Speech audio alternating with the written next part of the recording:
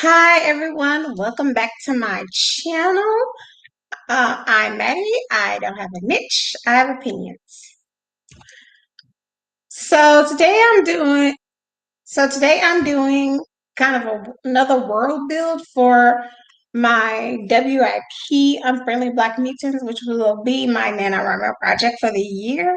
So I'm still in the planning and plotting stages as far as the world building and character development.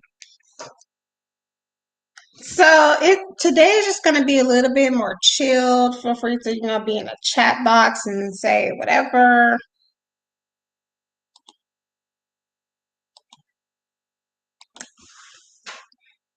And just I plan for this to just be a fun thing today. So thank you all who came. So just a little self promo before I begin. I do have a coffee page, and you are free to buy me a coffee. So my each one is about $3. $3. You can donate that or however many you want. Each donation or coffee is always appreciated. Anything to keep me, anything to keep these streams going, because I know some of you enjoy them. And if you're not, just you sharing and watching these streams and even sharing my coffee page is good enough. So thank you. And that's and I'm sorry I'm late again. Well, I wasn't really late. I had a couple of minor technical difficulties with the YouTube, but I'm going to work on that. But again, once again, thank you for all of those who showed up. I I really appreciate it. So just a couple of minor updates for the Unfriendly Black Mutants world. I added in a new character and I have an idea for the third act. Even though I barely developed the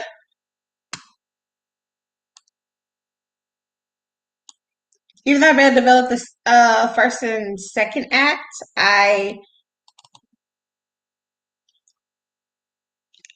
got the idea for the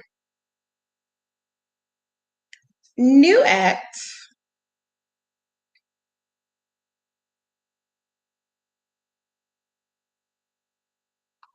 Okay. Oh, here it is. So I looked for my phone.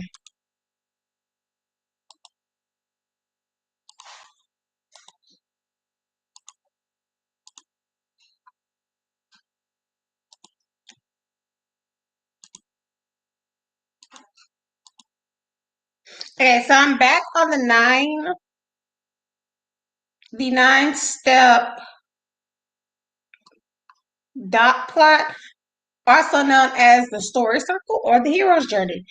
While I was doing these streams, I've learned that as much as this thing has so many names,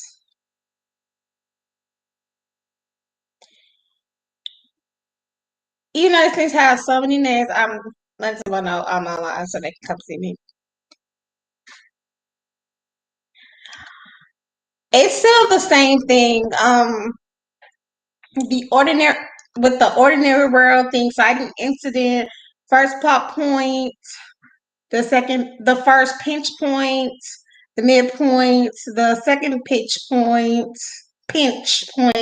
the second plot point, the final battle, and return to the ordinary world, but something's different. And I have ideas for all of these, the major plot points. However, I'm more concerned about working on the details, which means more characters to be developed. Hey, Dicer's here. Hey, Dicer.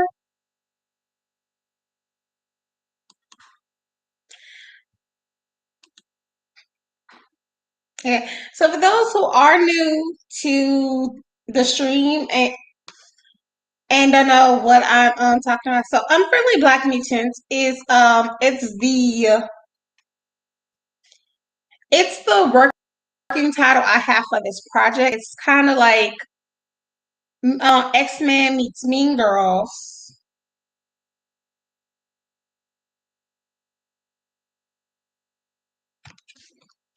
About the my four protagonists taking down the main faction.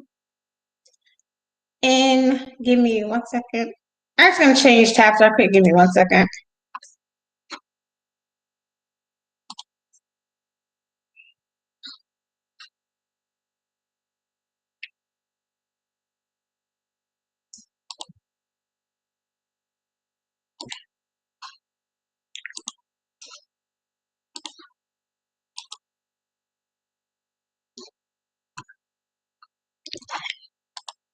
Okay, so this is the first concept I am working on developing. So this is the main setting of the book. I mean, yeah, the story, which is within Academy. Within Academy is a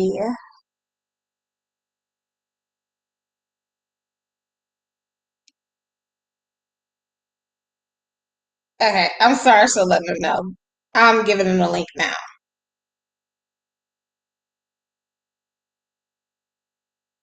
Okay.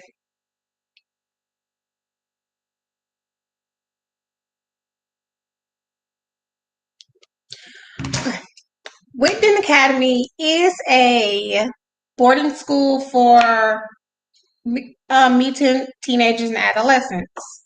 So that's a part that's similar to X-Men.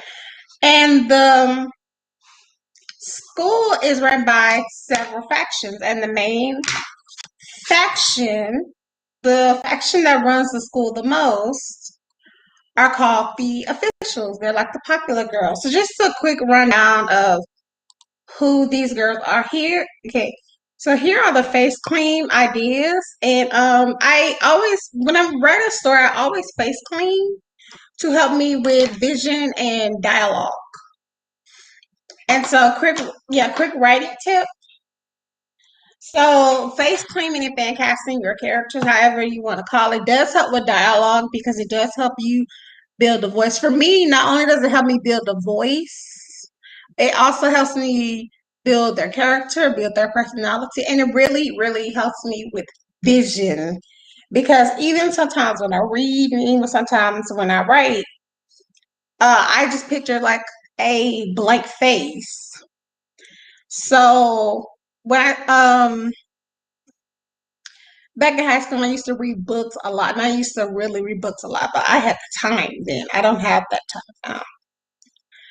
I used to picture like Disney Channel actors because I was like so obsessed with Disney Channel at the time. Mainly in the High School Musical franchise, I used to picture them. So the vision, the vision ideas or fan cast or Facebook, however you want to call it, these are my girls. So Dove Cameron is the head girl in charge. Sarah Blackwood, Olivia Holt. Yeah. Okay, wait. So Sarah Blackwood, she's the daughter of the dean. Dean. She's a cryokinetic, which means she has ice powers. So she's a literal ice queen. Okay. Olivia Holt is a character named Becky James. She's I'm looking at my notes. Okay. She's somewhat I do not have the correct name for her, but she's somewhat of a she's somewhat similar to Glenn Grayson from Sky High. I was studying Glenn Grayson. So I'm gonna say a technopath or whatever you would call that. And she's also a self-proclaimed genius. And here's the thing, because she's like the popular girl and she's smart, she can just say, "Oh, I'm the smartest person in school." So she has that leverage. Is I'm just trying to make my screen better. Um, Haley Steinfeld is Jewel Allison. Jewel Allison, she's kind of the, in my notes, I call her the resident IG model. And the reason I call her that is because she's more so the obsessed with popularity, always needs to take a picture. She's occasionally not that smart. And her ability is body modification. And what body modification is, she can modify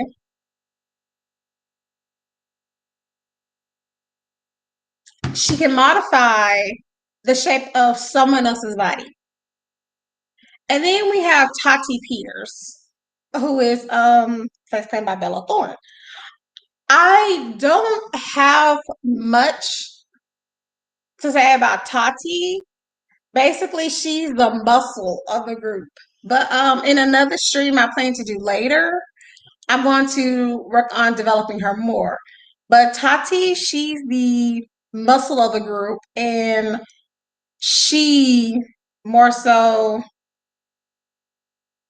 yeah, muscle of the group, and she's a pyrokinetic, which means she can control, create,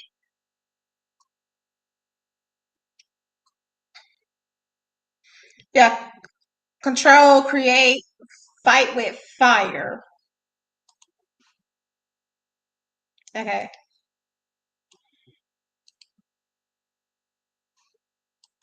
Yeah. So that's all I have to say about her.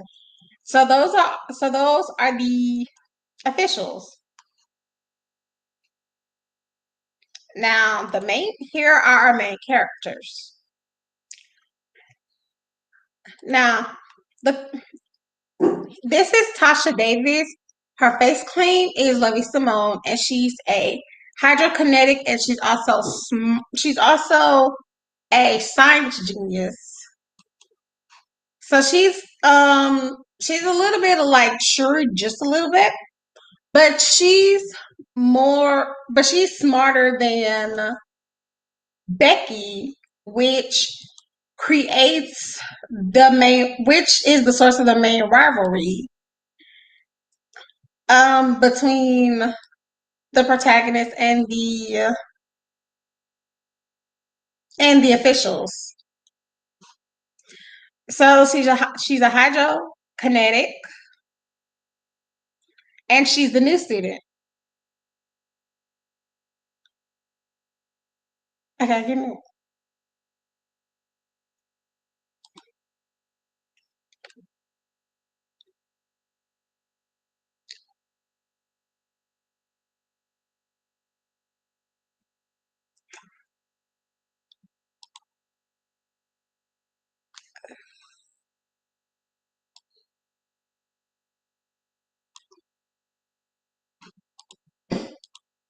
Okay, I'm just actually making some changes to my notes.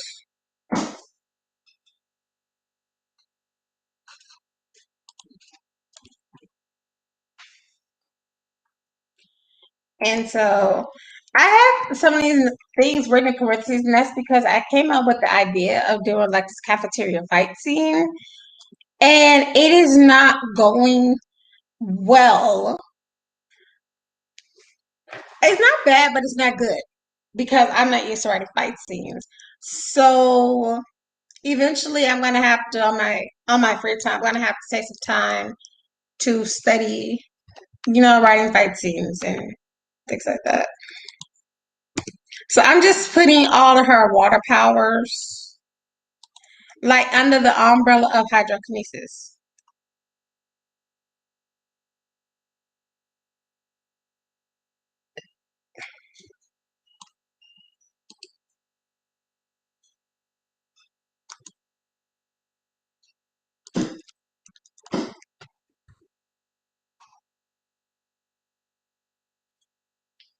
Hold on, because that's not supposed to go there. Oh, what am I doing? Okay, that's not supposed to go there. Okay.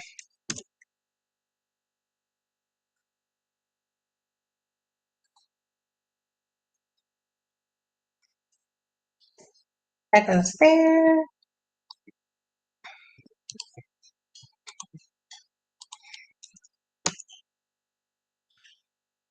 And then I'm just adding to how her weapon of choice is a hydro pulse as a hydro pulse rifle. I did not like literally majority of these notes are all over the place. So I keep changing how I want to do things. So I'm doing that right now.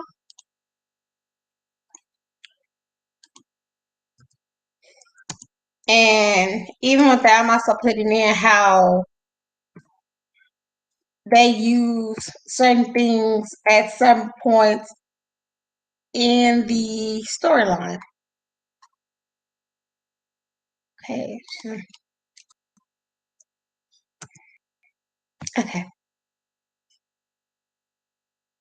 And these are some notes I made because I was trying to do this thing where I do like the hero's journey for each character individually to help me develop the story more. Because I was trying to get each of them a storyline, but what I decided to do instead was I'm just gonna do character. I was just gonna do character bios or character questionnaire, the same questionnaire that I used to create my BBC Sherlock OC Lita Cox.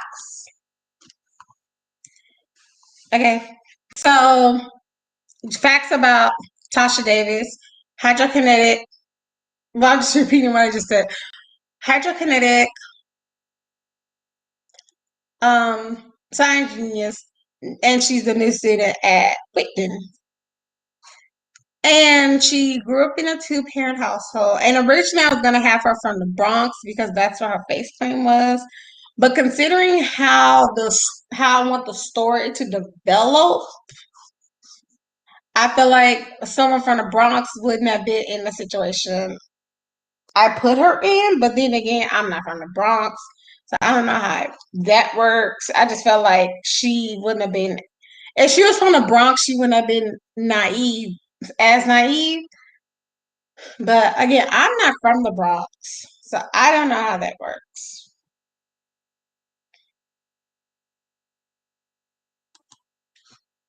Now, my next protagonist is Trisha Thompson. Trisha Thompson is a shapeshifter and a bookworm, and she is shy and introverted, but she kind of comes out her shell a bit.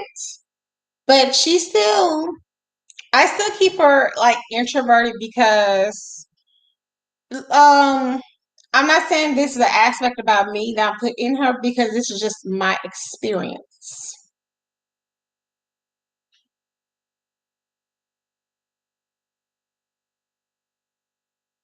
This is my experience. I'm introverted, but I'm comfortable.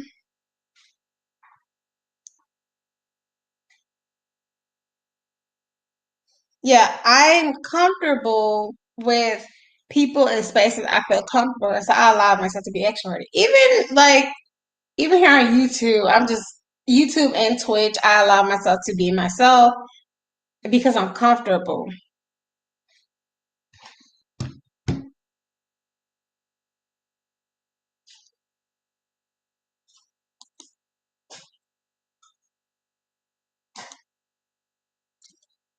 So that's kind of the thing with Trisha, and her face paint is diamond white, and that's more of her. That's more of her look, and because that's more of her look. Now I have this blue thing here to kind of show what her actual look is supposed to be like, but in my notes, and this may come out later. Her true form is green skin and crystal blue eyes, and a green miniature afro. So because of her appearance, she's supposed to be part of a faction called the Celicrons. And the Celicrons are like they're monster looking characters, and by that I mean, Night crawlers, Mystique. bees, things like that. And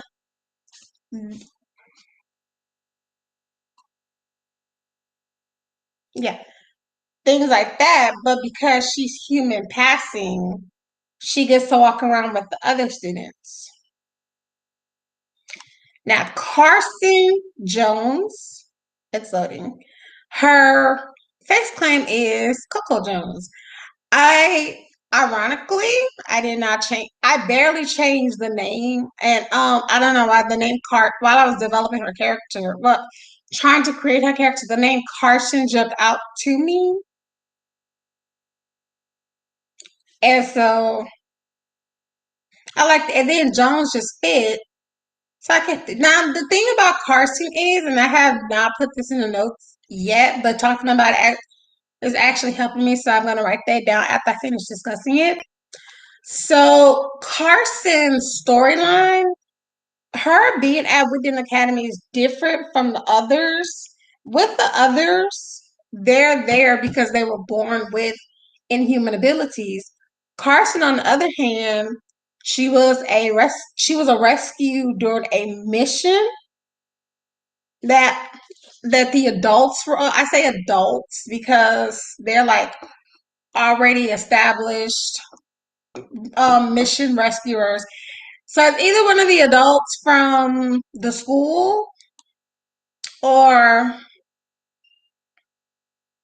or a graduate student. Now, these are details I have not completely worked out, but on my next show, I'm actually going to do a entire stream dedicated to developing her character because her character is completely underdeveloped compared to the other girls. Because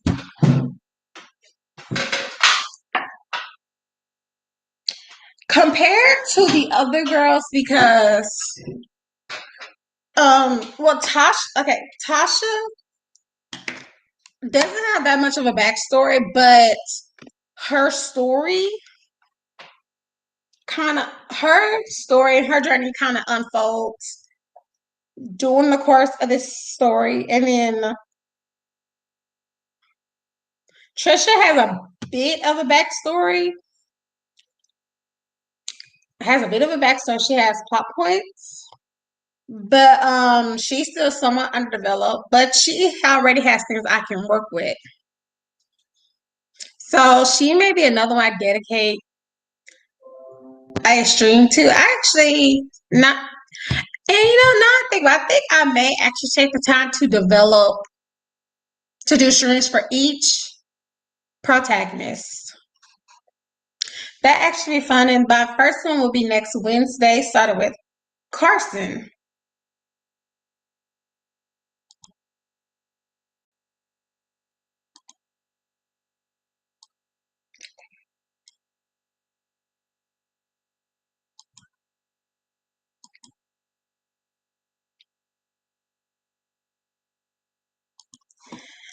Okay. But her thing is, so I was looking for something. Her thing is she was already a combatant. She took martial arts. She was in the middle of taking martial arts class, and then she lost her arm, and it was replaced by bionic. So she's somewhat inspired by the character Misty Knight from the comic books. I studied Misty Knight a bit, and that helped me develop her character. And then I made notes that she gets a laser feature at kind of like what.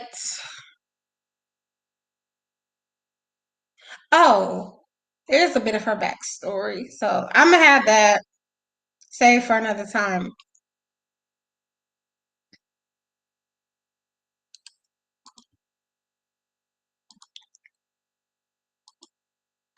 Okay, so I have in my notes that she's part of a group called the Unstable.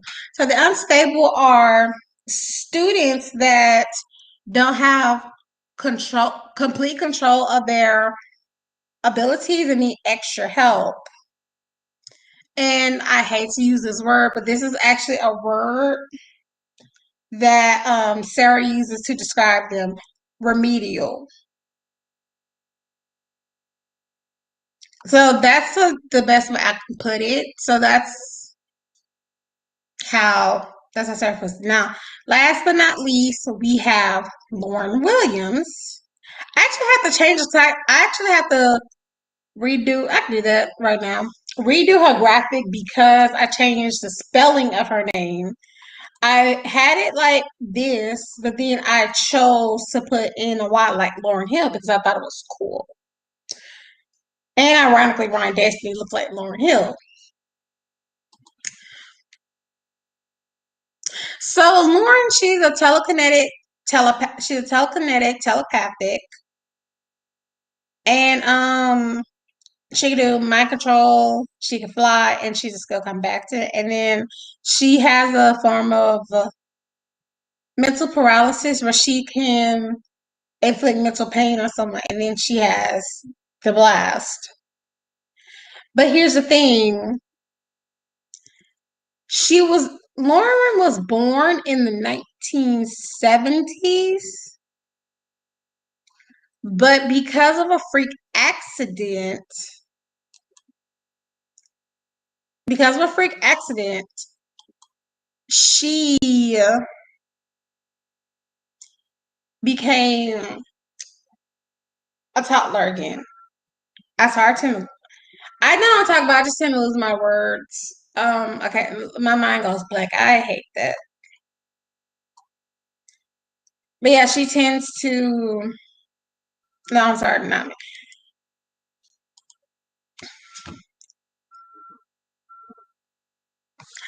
Uh, so she was born in the 1970s, and she had a freak accident that caused her to de-age from an adult to a toddler.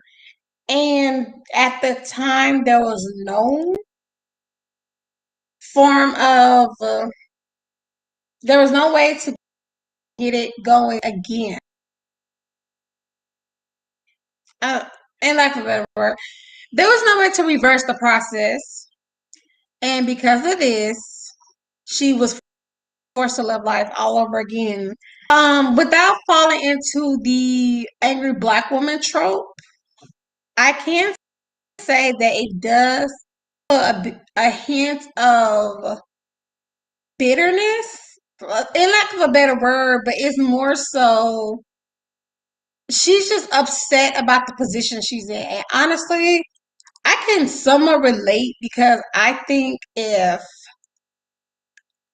I was in her position, I, yeah, I would feel somewhat annoyed.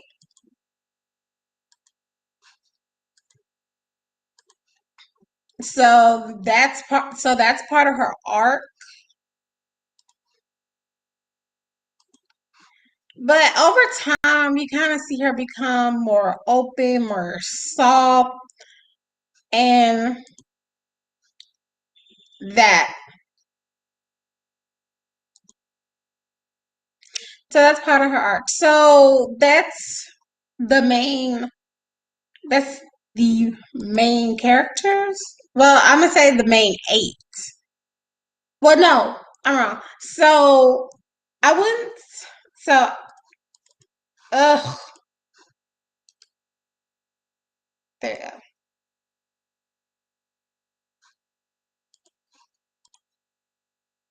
Okay, not main eight. There's main four, but the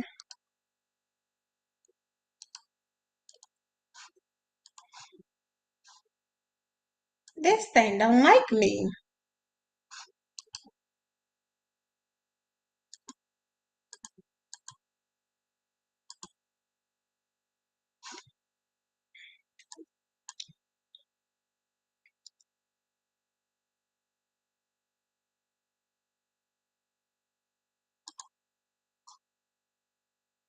Okay, so the main four, and then the four protagonists, and the story really revolves more around the journeys of the main four, but then it also tells about how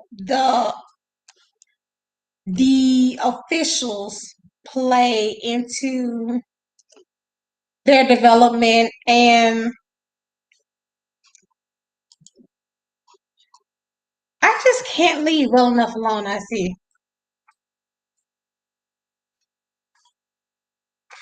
Okay, that's fine. How the May 4, the journeys of the May 4, and how the Celicrone, I mean, not the Celicrones, the officials play into how they're getting in the way of their journey.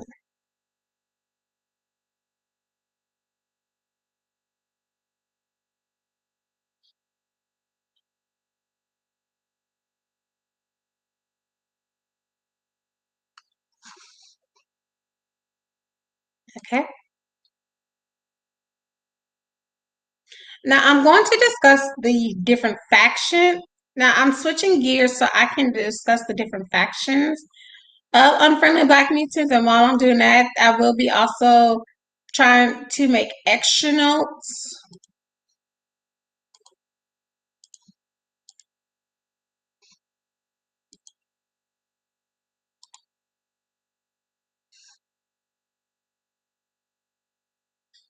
Okay, and if any of you want to see or need me to put it up so you can see, please feel free to say so.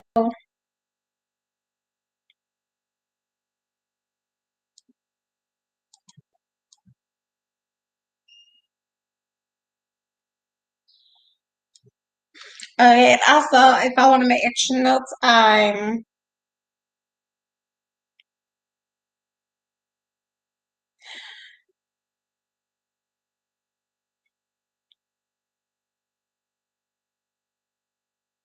also, if you watched some of my other streams, you will know I will have a notepad or some paper handy because I love handwriting. Sometimes handwriting helps me just throw my ideas out there. Only because I really try to stick with being on the computer more to conserve time. But handwriting gives me a sense of it turns off my edit button. So it's like I'm forced to just go, go, go. Oh, I see I have a chat on YouTube. Hello. Um, thank ciao. Thank you.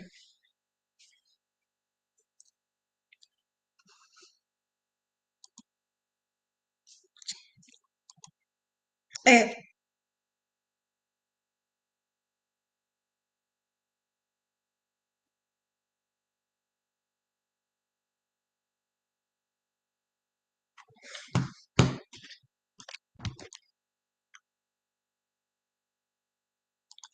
and now for the different factions. And I put the factions in the ordinary world of the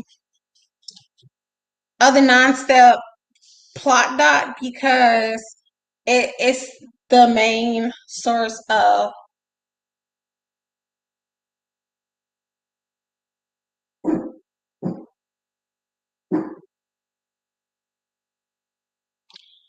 it's the main source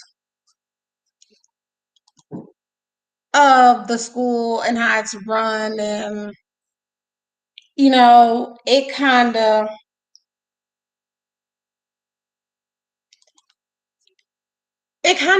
puts things, I don't know.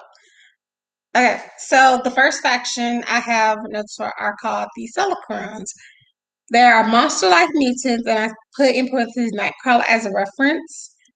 They live in a depth, otherwise known as the school basement. Barely see the light of day. The headmistress Tracy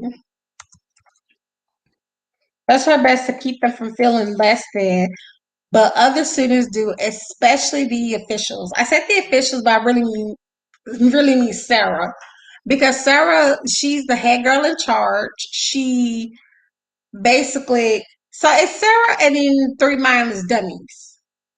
That's the best way I can put it. So it's like Sarah is the only one in that group who thinks for themselves. So it's Sarah and three mindless dummies. Oh, wait, before I get further into this, 'cause I was mentioning the adults earlier, let me switch gears right quick again because I wanted to talk about the adults. Well, the adults I have so far, because other adults come into the story later.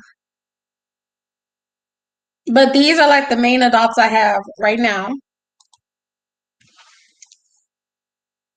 Okay, so this is Tracy Blackwood. Her face claim is Rachel McAdams. And honestly, when I was my friend and writing partner always helps me when it comes to picking out face creams. And she was a suggestion. Rachel McAdams was a suggestion when she chose her. I was so happy because I thought Rachel McAdams playing being a character, well, face claiming a character in this world will be like a full circle moment because it was inspired. It was partially inspired by Mean Girls. And because of that, I actually use that to help build Tracy's character a bit. And because she's a minor-ish character, she may get just a little bit more. She may get a stream dedicated to her because she does play an important part when it comes to Lauren.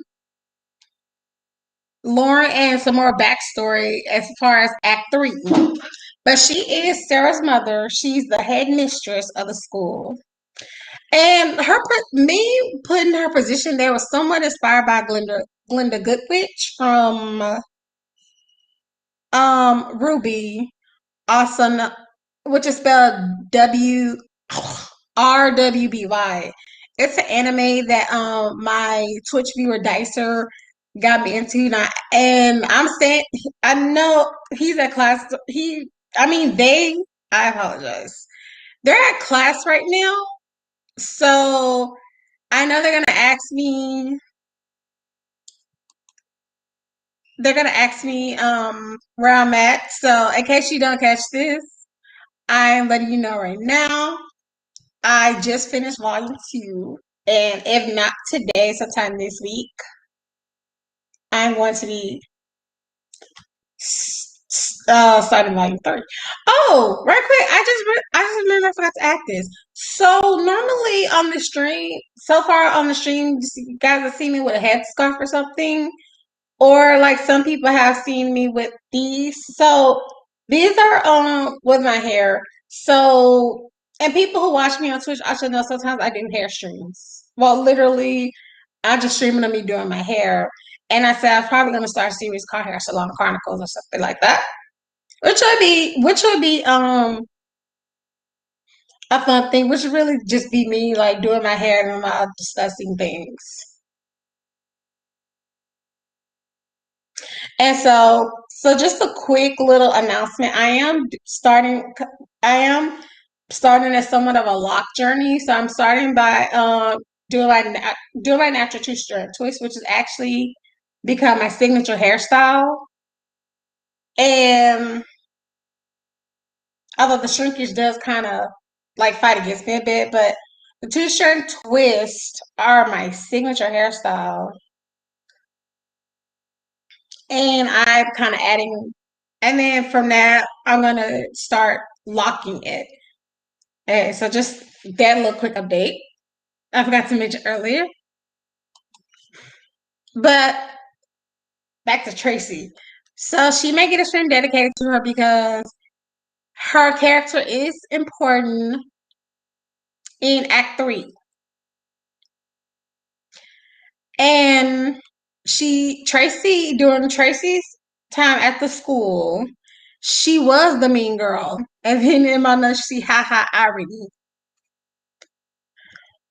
Those kind of silly things I write in my notes, and when you're gonna see more things like that. Actually, I can't wait to do a stream on one of my favorite fan fictions I'm currently working on called Beautiful Ones.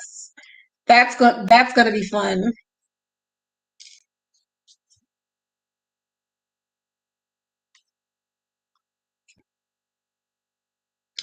So she was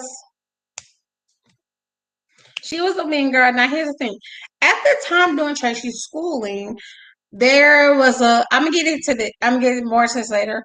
There's a faction called the WorldBuild. They're like the jocks of the school. and they basically ran the school. They ran the school, and then Tracy took over for the official. Took Tracy as the leader of the officials took over, which and more of this will be explained in Act 3, but I'm gonna hold off on that a bit until I'm gonna hold off on that a bit until I can actually get to the point of developing towards Act 3 because I barely developed Act 1. I know the major plot points, but it's everything in the middle I'm trying to get to. So her powers are negation, which is basically means she dampens the powers of anyone she touches. So she's somewhat like Rogue. And what helps, and this came honestly with the kind of daughter she has is helpful because I I caught the cafeteria fight scene was actually inspired by the food fight scene from volume 2 of Ruby. Her daughter does kind of use her powers against Lauren. That could kill Lauren if she's not careful, she doesn't not control herself. So fortunately in that moment that's where Tracy comes in and she grabs her daughter by the neck and dampens her, kind of drains the energy out of her so she can stop using that power. Okay, now the next person, she's face claimed by Monique Coleman. Her name is Mercedes. Now, Mercedes was Lauren's best friend. You know, Mercedes and Lauren were born in the 70s. Actually, I right here, born in 1978.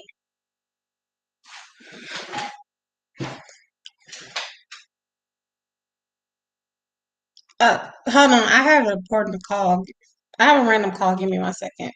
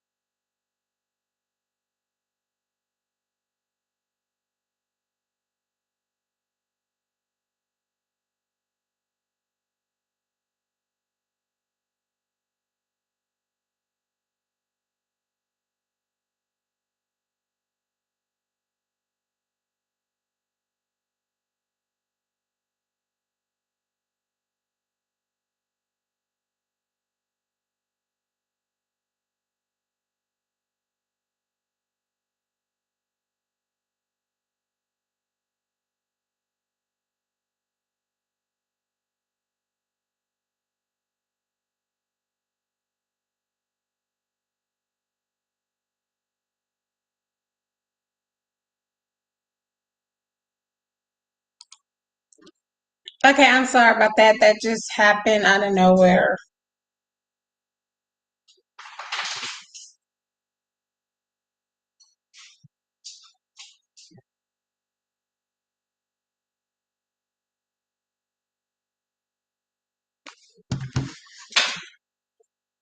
I actually forgot where I was.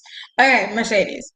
So she was Lauren's best friend, and then when Lauren had her accident where she became a toddler again, Mercedes took on the role of kind of mothering her. And Mercedes, her her enhancement were due to a chemical experiment that went wrong, but she's more her agile has been enhanced. She actually is a little bit like Catwoman, just a little bit, but she because of the chemical experiment that went wrong, her sh I'm not making this up as I go along. I'm just like haven't really wrote this stuff out in detail. So she was already acrobatic and a combatant, but with the chemical experiment, she got better at stealth, hiding in the shadows. And I'm gonna research more of this more of this stuff later. Her smell and sight has enhanced. So did her strength, agility, durability, and speed. And along with that, when she's ready to attack, she gets fangs and claws that grow. And she has a cat named Midnight. That one I actually stole from a Catwoman movie. But I thought it was cool. And then I wrote this down because I actually heard her in my head say this to Lauren. So she said, to think we were 5 years old when Martin Luther King gave his I Have a Dream speech. And now here we are years later still using the same power dynamics to oppress each other. And that's so about power dynamic, that's kind of the main point of the story, so to speak, because that's kind of what it's about, power dynamics, and that kind of shows with Sarah. Sarah has a power dynamic. No, there are power dynamics that were at school. And Sarah is obsessed with keeping it that way. So when our protagonists start getting in the way of that, she fights back. And thus that starts the rivalry, that's the main point of the second act. And then that moves on to the third act. How do you get to the third act?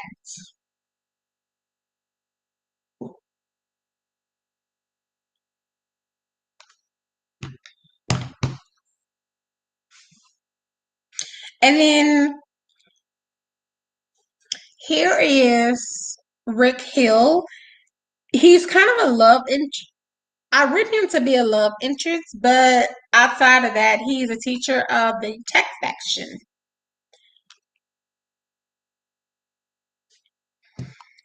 The tech faction.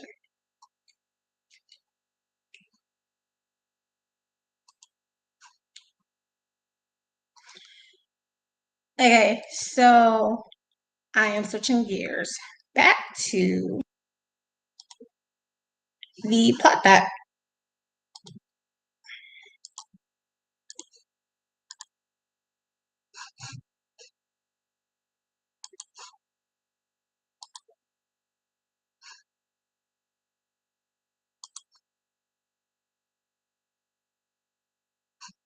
it reloaded while I had switched tabs.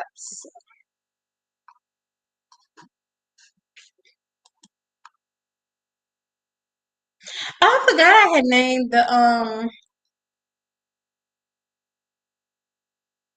the tech faction. Give me 1 second to change that in my you know actually my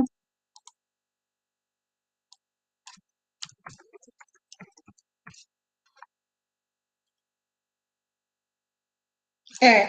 Actually, my viewer Dicer, he gave me.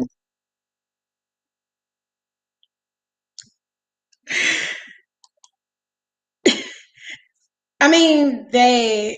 I must. I keep saying he for some reason, but I don't. I do not know Dicer's pronouns. Dicer never told me their pronouns, so I actually say they only because I don't know the pronouns.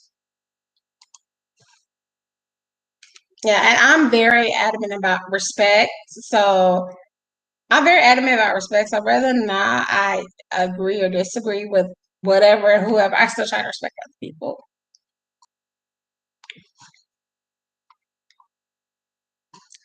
Okay. So I mentioned the solo rooms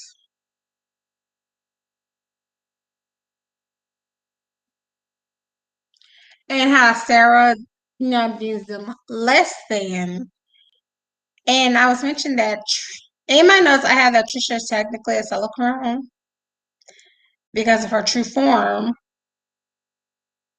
but because of her shapeshifting abilities, it allowed her to pass and walk amongst the humans. So basically, she's a human passing mutant. Okay. I will be right back. I'll be right back because I have to go get my other notebook.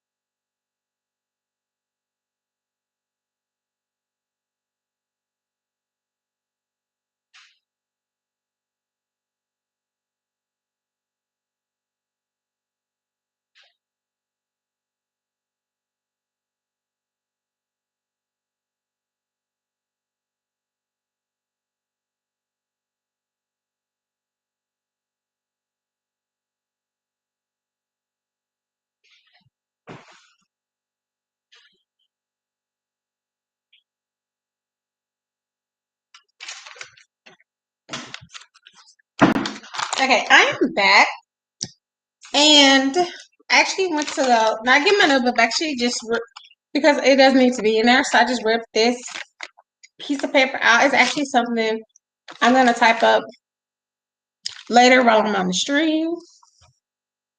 I got about a couple hours.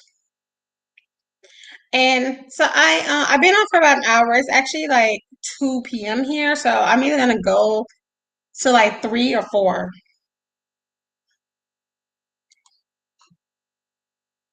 Okay. The adaptives, they're the they're the I call them the sewing faction. And I was trying to say, Dexter helped me come up with most of these names because I was making notes and they gave suggestions like, oh, I actually like these. I took them. Yeah. So Dexter, you're gonna get your credit.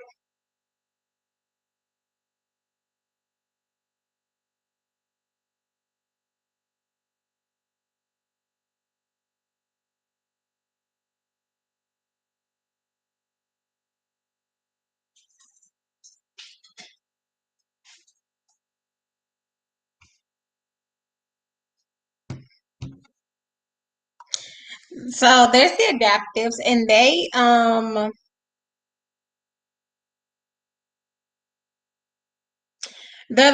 call them the sewing faction because they're the ones who are responsible for creating suits. They're textile engineers. In my notes, I had sewing faction, but I realized the proper name is textile engineer. I keep forget. I actually forgot that while I was making the notes. So my apologies on that part. And they work alongside the wrenchers. The wrenchers are the tech nerds, and they're responsible for prepping and robotic creation. And it's run by Rick Hill, and Rick Hill, and he's the teacher that all the girls had a crush on because he's so fine. Now, there's a character named Stephen White. He's a member of the Renters and the Wild Ones. And thinks faction division is stupid. So he thinks it's stupid. So because he's more of, there's no point because he can do both sports and robotics. So honestly, I think this may be another one of those cliche, we're all in this together high school type stories, which is really not a bad thing. But like I said, it's more so about power dynamic and try to keep that power dynamic the way it is. And when you go against then and going against it causes and how going against it can cause trouble. And then there's another character who is inside of the Rangers called Ethan Rogers. And then I'll put obviously Caucasian character. Um, I said obviously Caucasian, but I think that one could either change. I can actually change the race of that character. And the reason why I'm saying I could change the race is because it's more so has to do with Becky. And Becky has a crush on Ethan Rogers. Has a crush on Ethan Rogers. And my thing is, well, she think because she's basically blonde Becky, no pun intended. Maybe it was intended. I don't know. That she thinks she's gonna get the boy. And I'm thinking race wise, Ethan could be anybody of any racial could be of any racial background.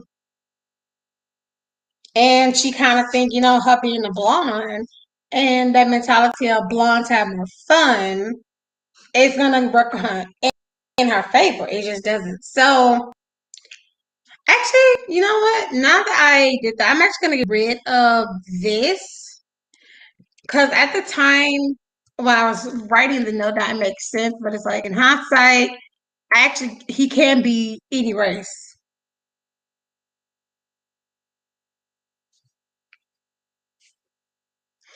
And so, because he's somewhat of a prominent character, I'm gonna do a little bit more on him later. I actually think I'm going to dedicate a whole stream to like the minor characters. I literally just be on the show. I have so many ideas, and mainly I just want to dedicate to characters, developing these characters because these characters drive this story. Okay, the right ones, they're the resident jocks. They're guys and girls that play a sport I have not thought of the name of yet. You know what? While I'm talking about these are the things I could be doing, like research. This is actually why I like taking the time to do world building because it allows me to just go ahead and get out my research, get all my notes in. And then when it's time for me to start drafting, I have majority of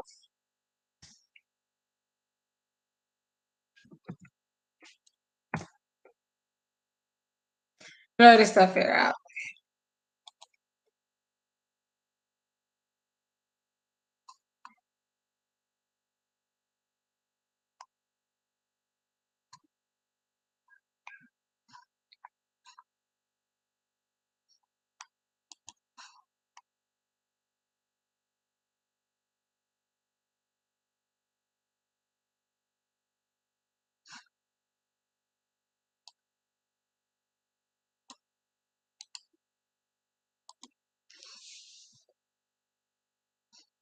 Okay. So just a record for those of you who are new to stream, you'll occasionally see me go quiet every now and again. That just means I'm researching and making notes.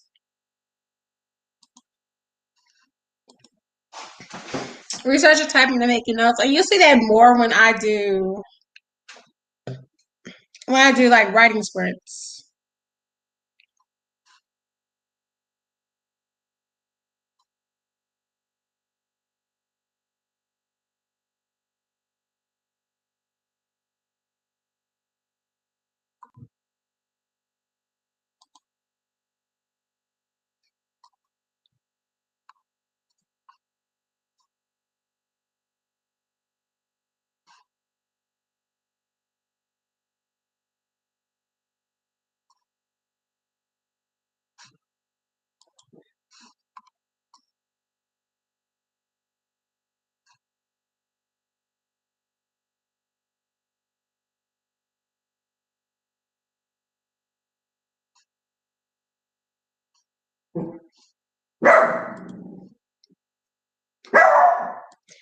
Oh, and that's another thing you're gonna hear often. My dog, who doesn't understand that I'm on live and he needs to be quiet.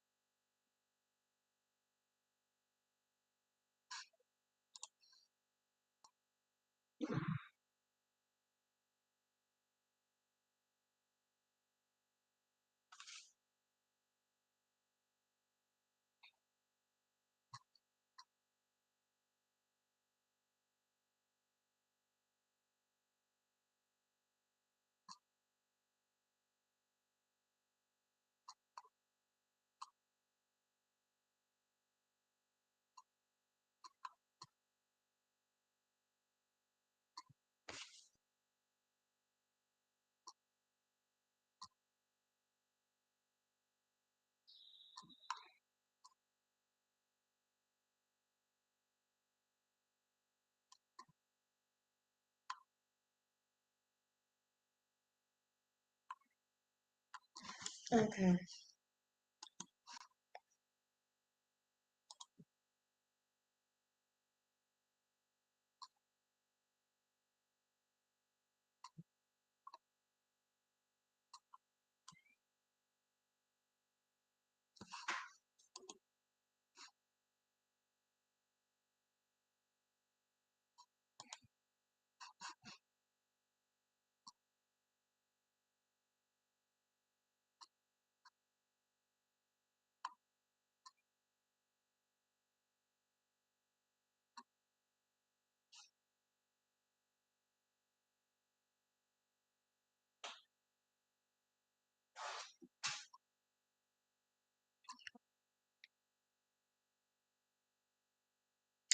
I don't know why. And unfortunately that was in the chat right now, so I have to decide for myself. I'm really kind of partial towards racing, but I'm still like looking into this stuff.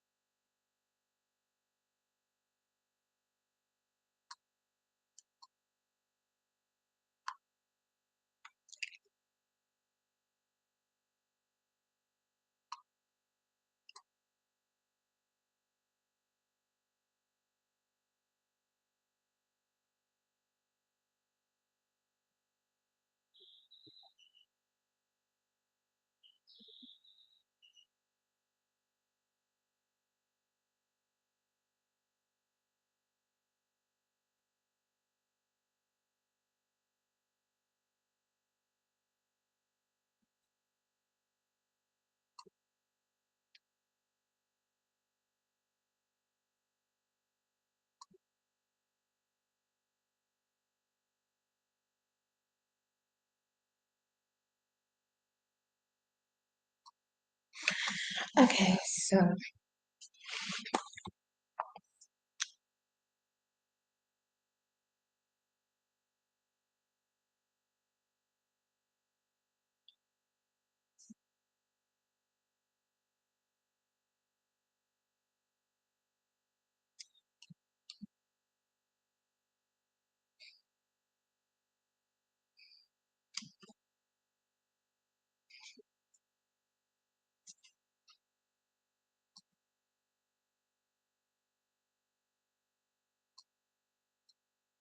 I guess I'm kind of somewhat partial towards racing, but then oh, what is that? Okay.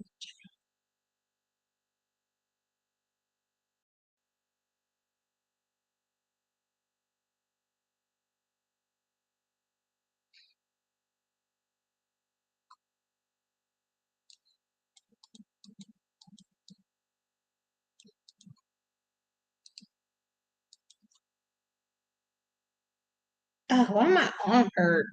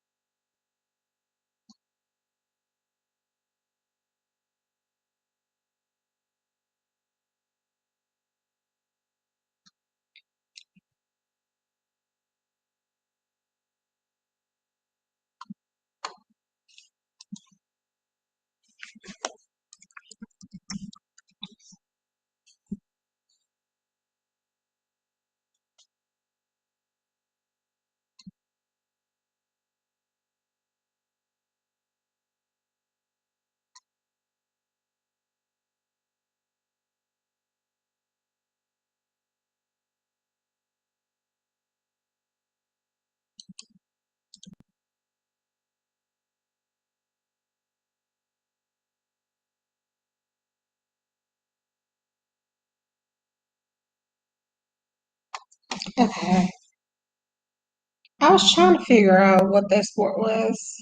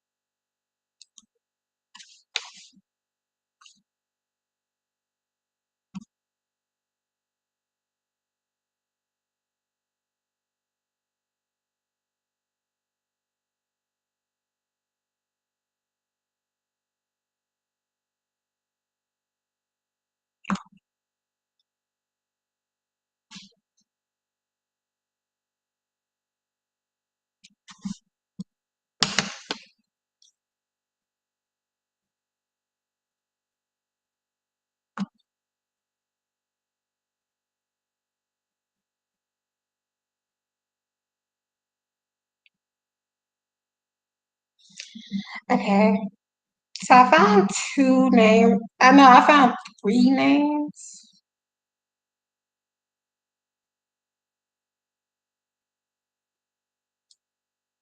that I like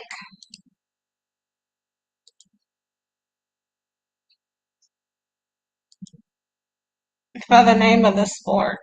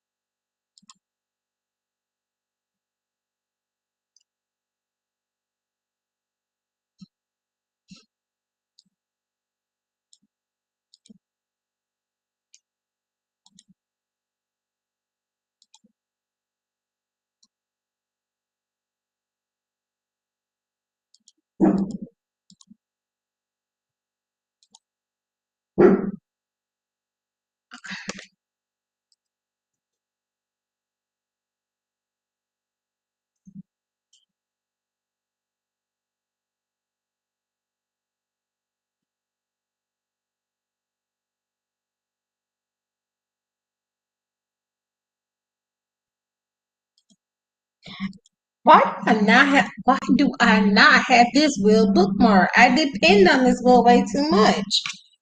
Okay.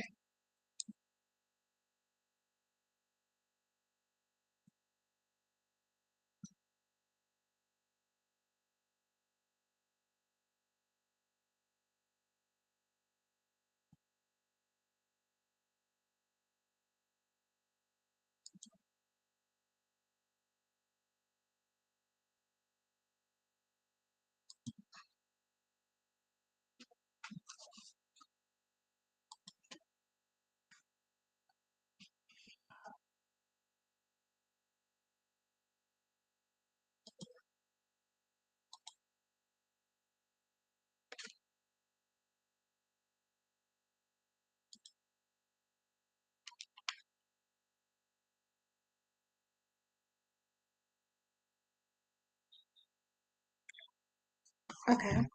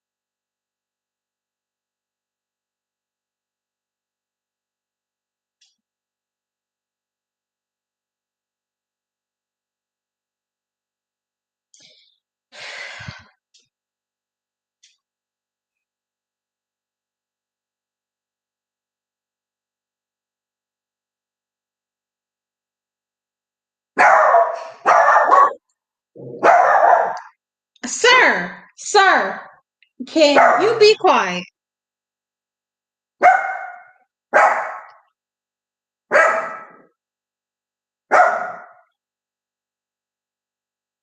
Okay.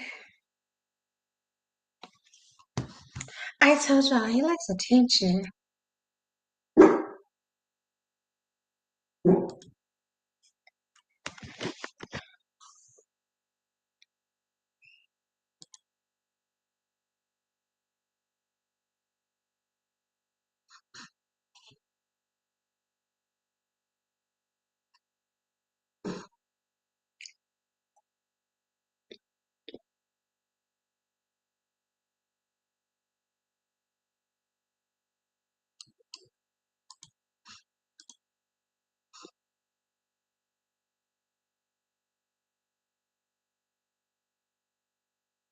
Oh, let me actually eat this.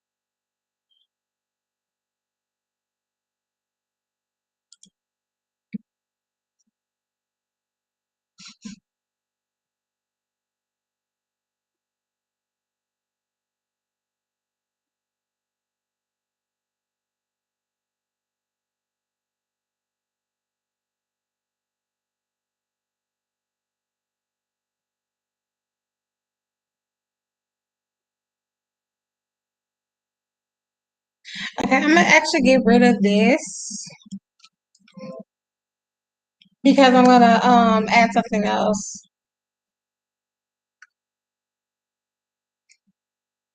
And I'm gonna change the names.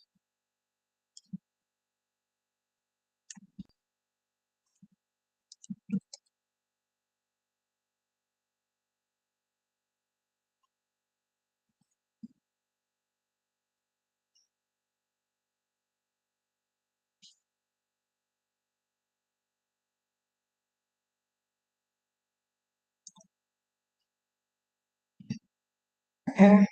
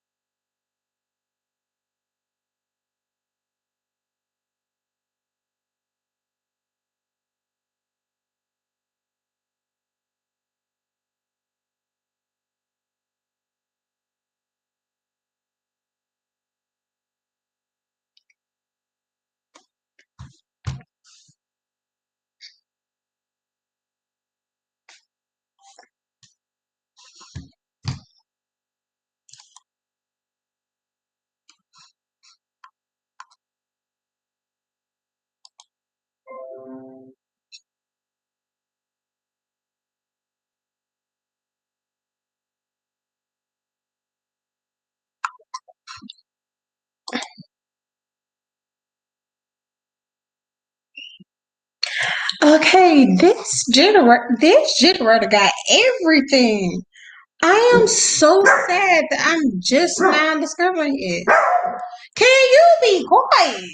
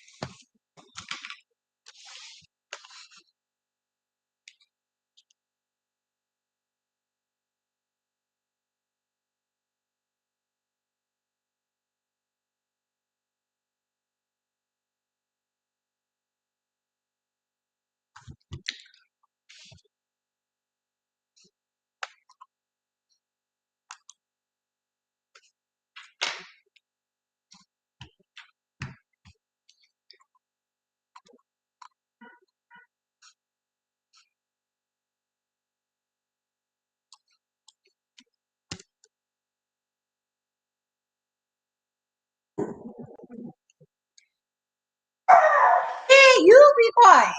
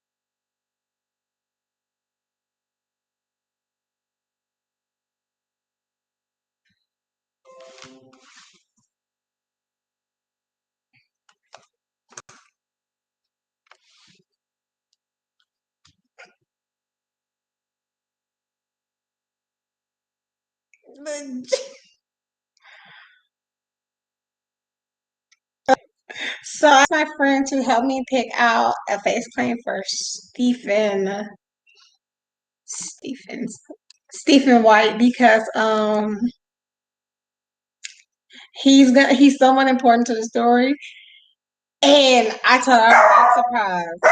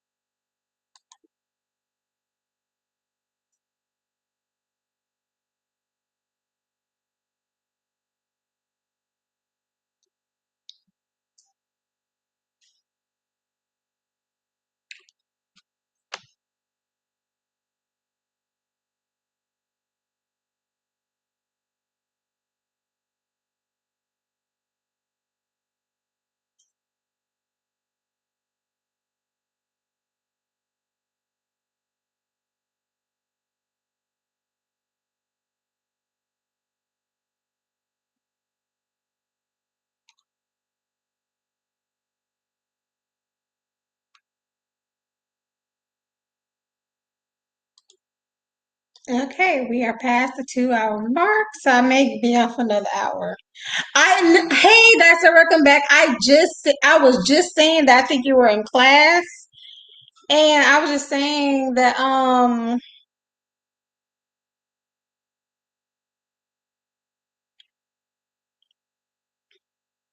yeah, I was just saying that I finished off volume 2 of Ruby. Either today or tomorrow, I'm going to be starting volume 3. And my writing partner just helped me pick out a face claim for Stephen White. So Stephen White is a minor character, but he's the captain of both the sports team and the robotics team. And while you were gone, I was legit messing around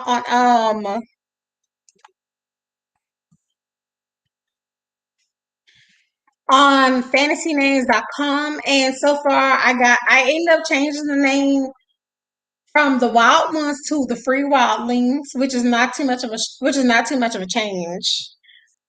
And then the sport I came up with was called Brawl Course, and it's a combination of roller derby and lacrosse.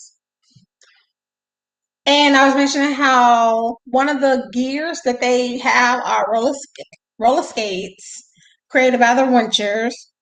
And Stefan, I said Stephen, but I actually mean to say Stefan. I have a bad habit of that.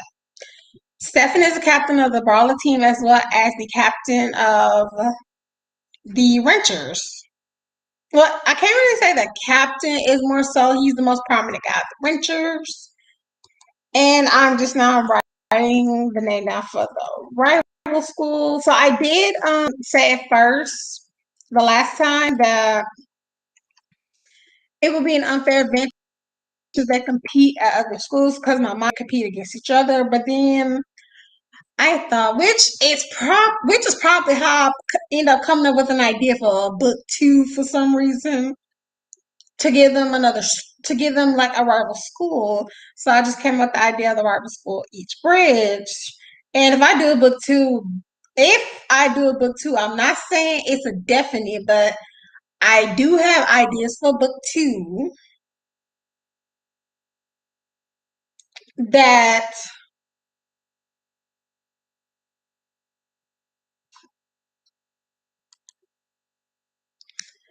it'll take place. I mean, not take place, but it will be mentioned more. But yeah, they do have a rival team, and I'm on fantasynamegenerators.com. It's like so. I don't remember if you sent it to me or if I just found it, but it's real awesome, and I'm like, if I would have known about it ahead of, like, honestly, I wish I would have known about it because this would have saved me a heap of trouble with all of my other fan fictions.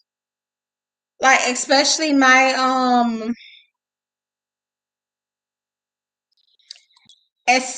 my Black Panther fan fictions.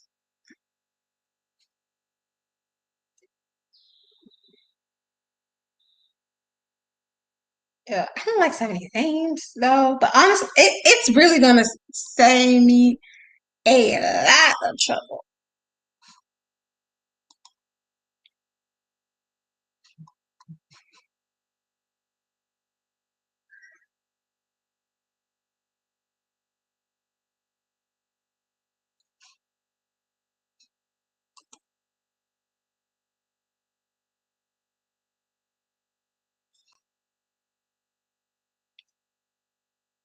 And I'm actually right now I'm looking for a generator for sport teams.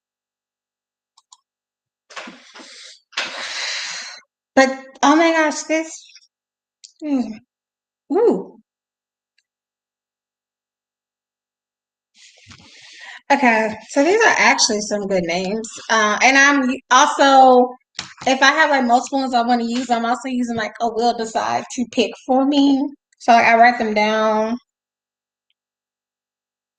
And I'm actually I'm handwriting some of the notes. And I was also saying that when handwriting some of the, honestly, even it's a lot.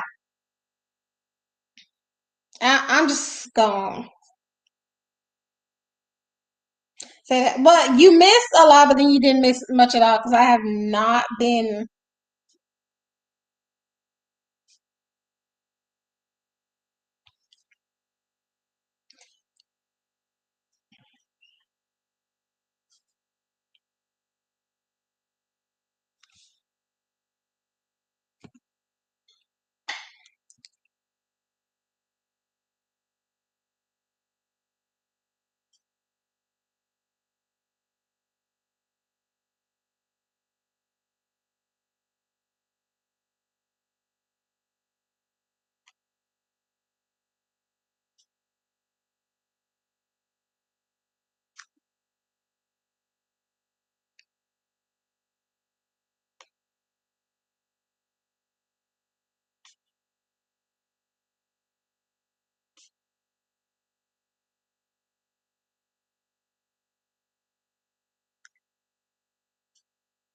Oh, these are such good names. Like I don't care which one that the will decides at this point.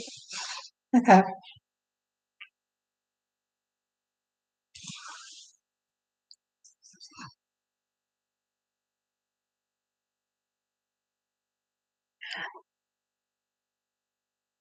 Um. Yeah, the sites you give me are always the sites you give me are always helpful. I have them saved all the time. Like I said, I don't even know if you gave me fantasynamegenerator.com or if I just came across it. Either I'm in love with it, and this is my first time I've really been using it. And I was also saying how I think, because like Unfriendly Black Mutants has become my series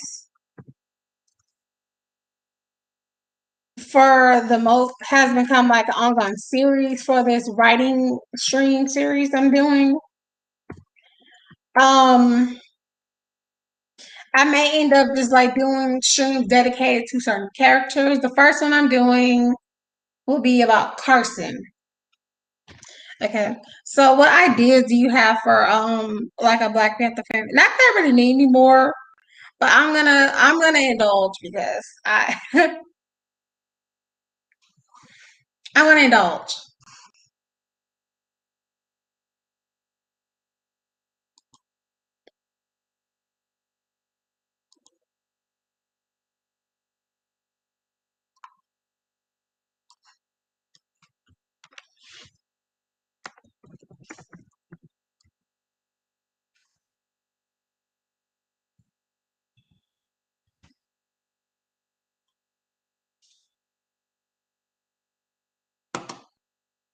Oh, and also I did say I know I'm switching gears a lot, darn ADHD, but I also said that I did figure out Act Three, and I did create another character, but I was gonna wait until you got back on before I introduced this character.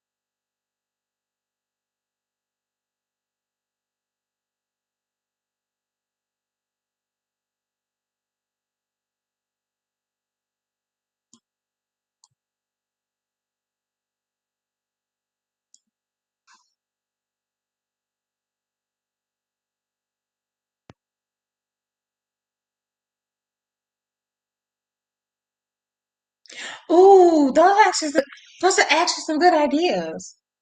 Okay, so I actually do have a couple of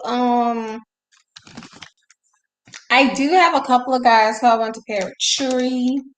I'm just gonna write those. I'm gonna put those in my notes.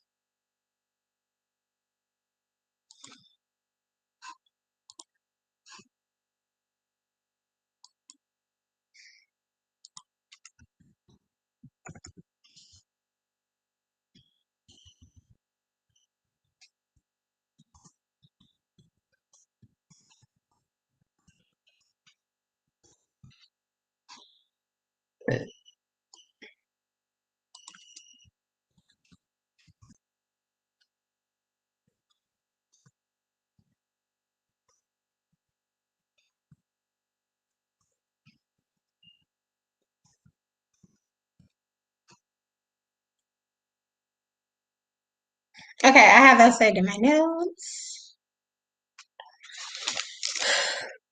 Okay, those are some good ideas. Thank you for those.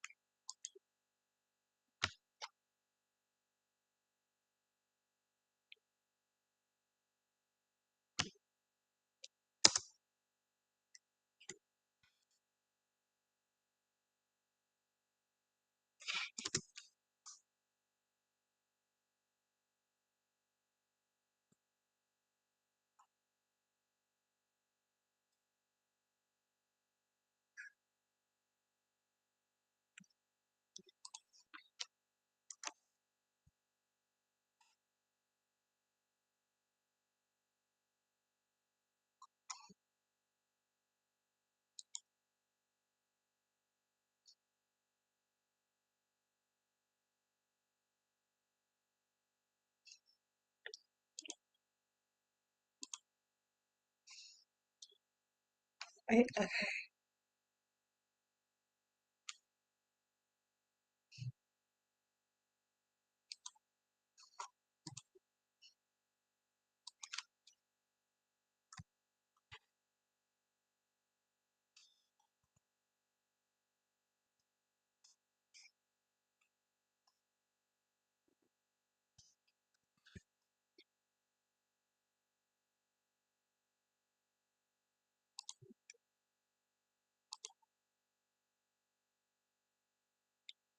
yes, I know Storm was married to Black Panther, and I haven't thought of a storyline for that yet. Only because I'm a big like Storm Wolverine shipper. Yes, actually, before I started this Unfriendly Black Mutant project about Dora it was reference to Dora Milaje comment. So before I actually started this Unfriendly Black Mutants WIP, I had already created characters and jotted down ideas for a Dora Milaje next generation fanfic world.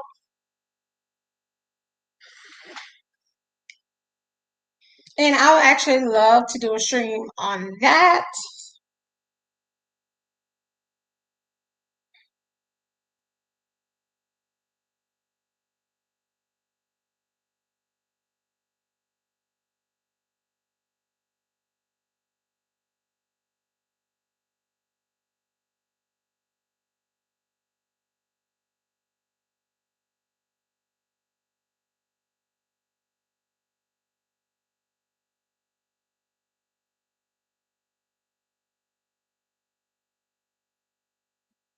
So yeah, so the Dora Milaje do have and I only thought about that because a lot of people were saying they want a series for the Dora Milaje, which they do deserve one.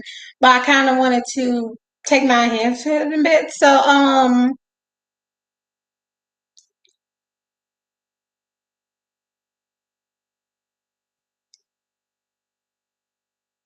that's funny.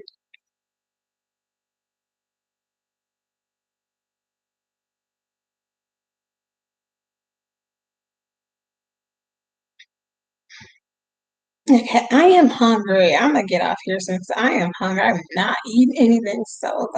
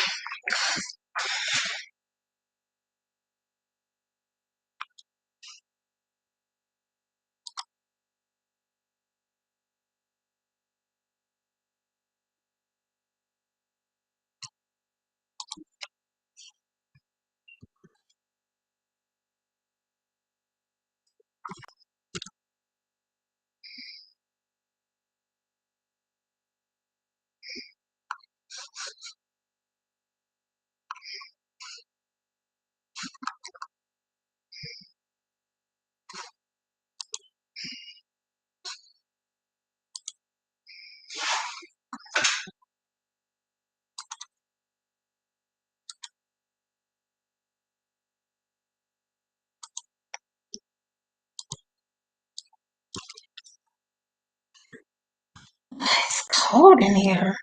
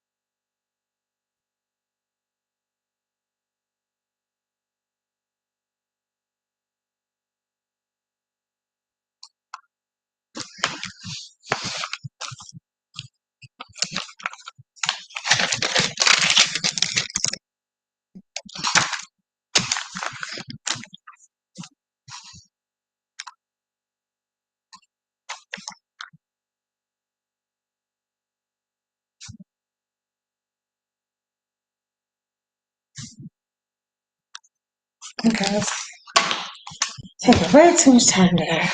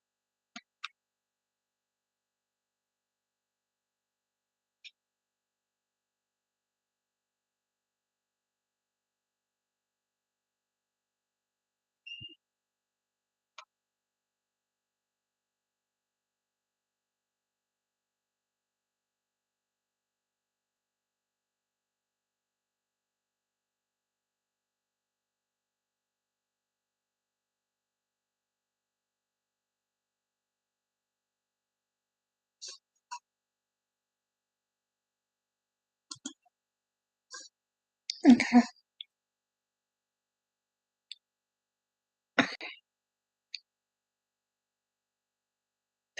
Yeah, okay, I'm back. I'm back. I'm just now coming back from just writing some notes and ideas are coming back. Okay.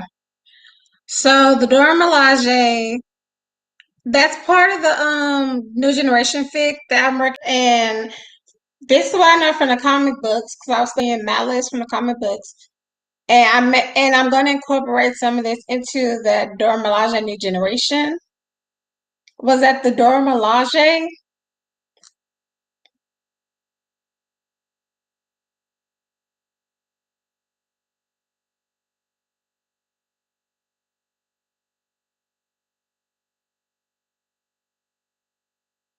Yeah, so this one up for the comic books. Dora Milaje used to be like wives in waiting, and then that was kind of outlawed for some. I actually forgot because I need to go back and research stuff. What's your watching suggestion?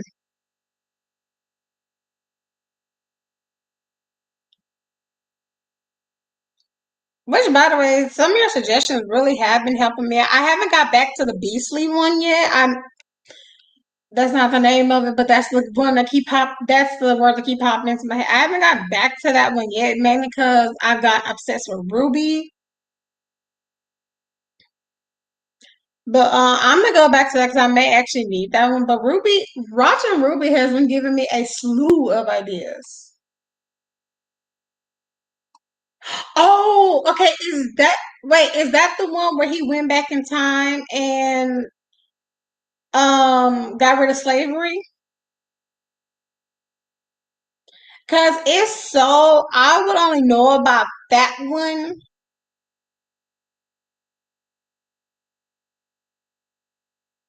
because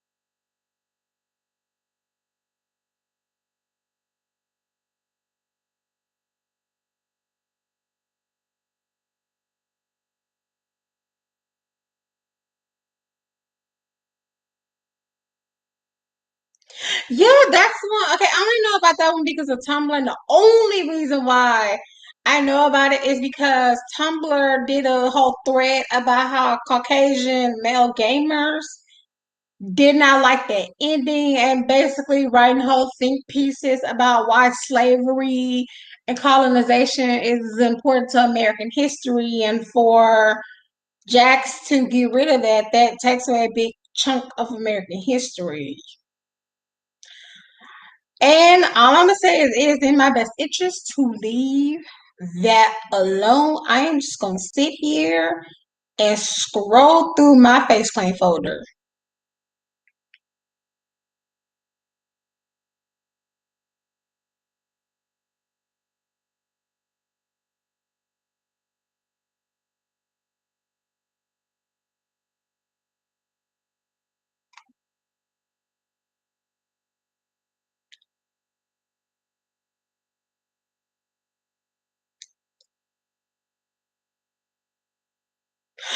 Okay, Jackie Briggs. I know you're talking about. I'm gonna act. You know what?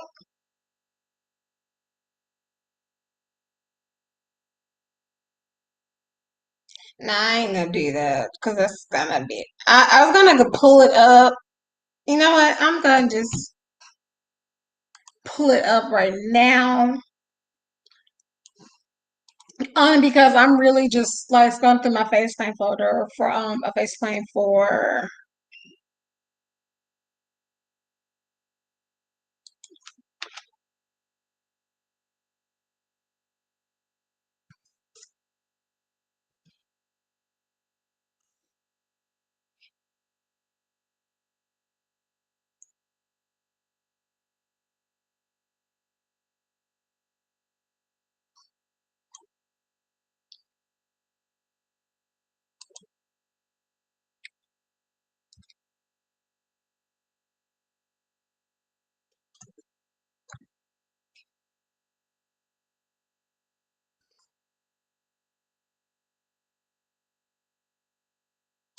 Okay, I'm watching it right now. I have the headphone in, so you can't really hear it. And honestly, I don't feel like playing. I don't feel like playing it because of copyright issues with YouTube, and I'm just too lazy. Normally, I wouldn't mind putting it up, but right now I'm just lazy.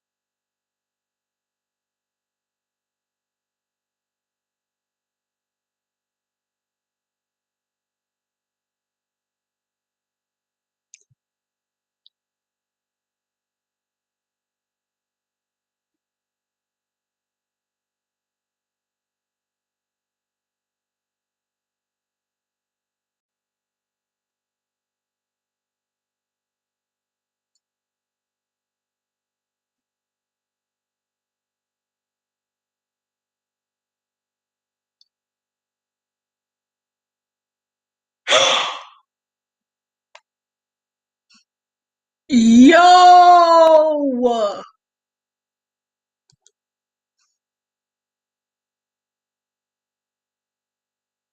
yo, square up. They gonna have to see me for that one.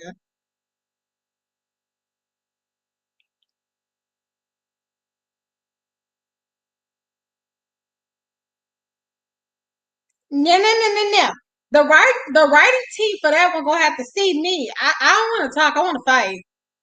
Like I cannot fight. Violence is not the answer, but like I'm upset.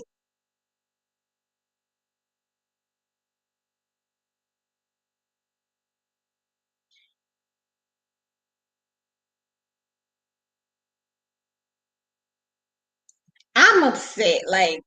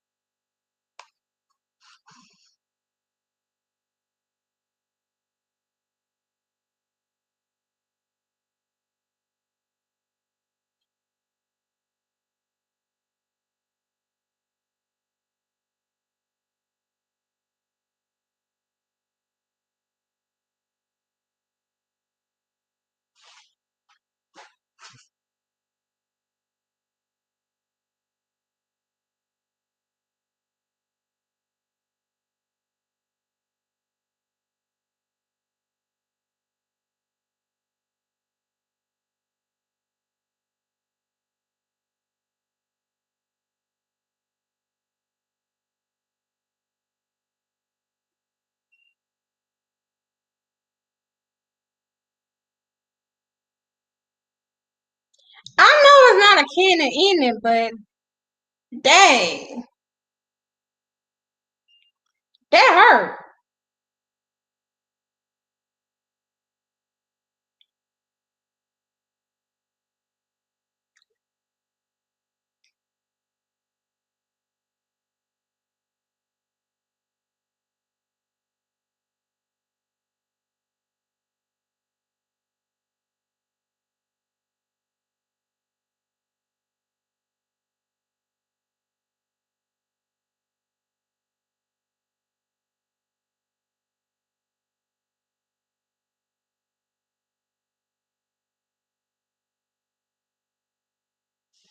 That is beyond evil.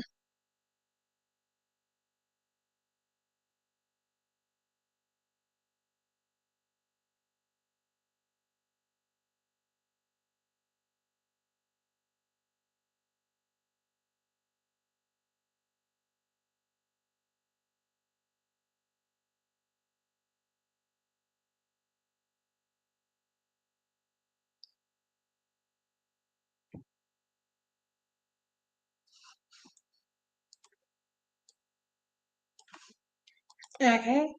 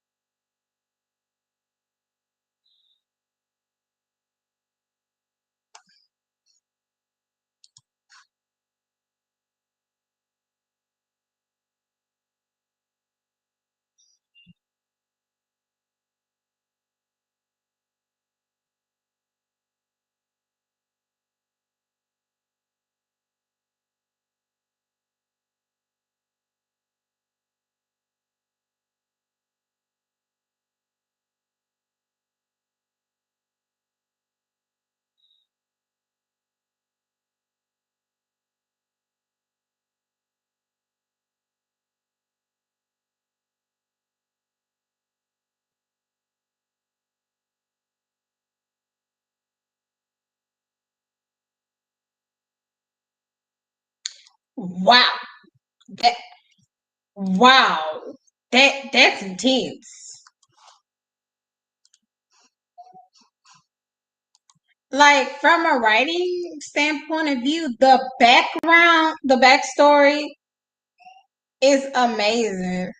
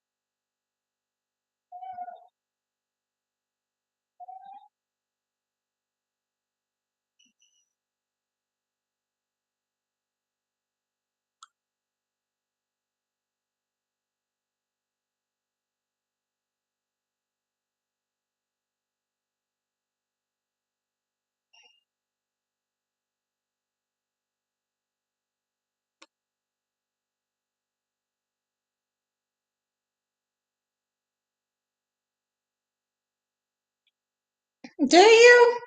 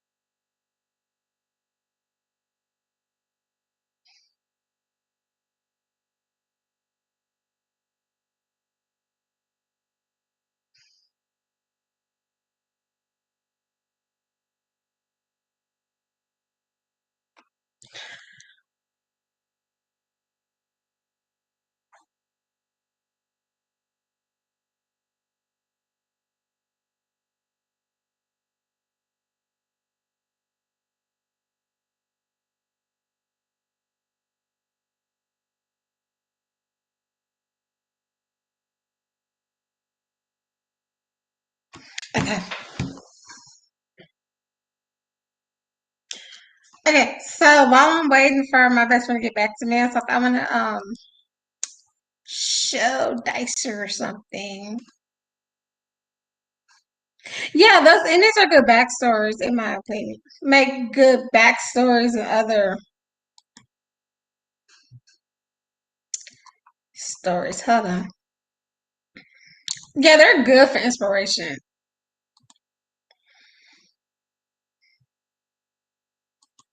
Okay, so I wanted to introduce my new character. I wanted to wait till you get back in because I knew you had class. Okay, so meet Nora King. She was inspired by Nora Valkyrie.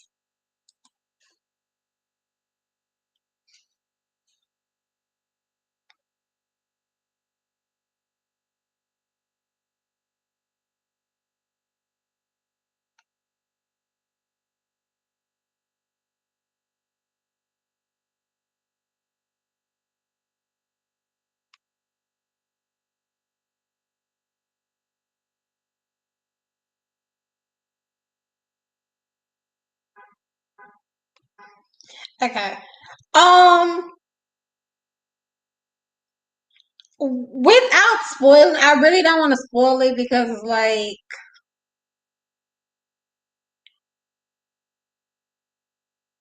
yeah, I really don't want to spoil it, but all I'm gonna say is don't get attached.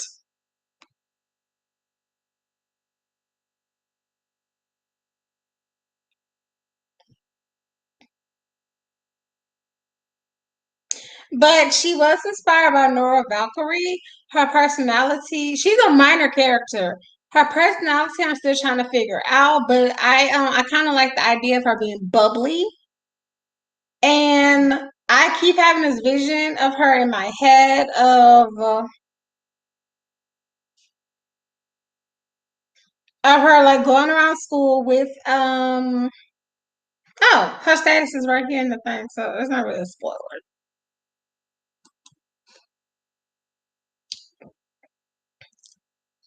Okay. So one of the ideas I have her as like skating around on in through the school halls.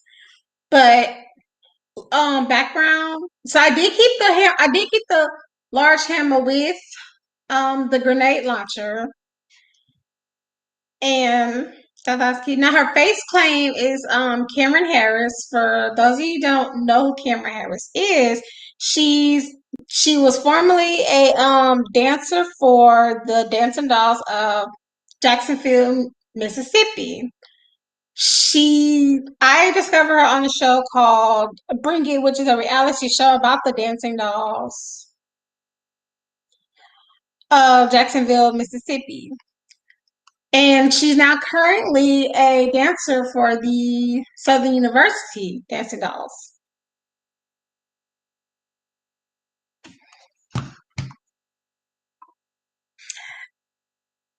Yeah, so she just fit the profile what I had in mind for Nora King.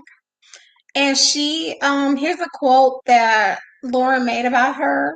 She was saying Nora had the potential to be one of the greatest warriors to come out of this school, and you took that from her. She said that to Tracy. Um, she is deceased, unfortunately, but and one of the dorm halls are actually named after her. So during her time at the school, her faction was the Wrenchers.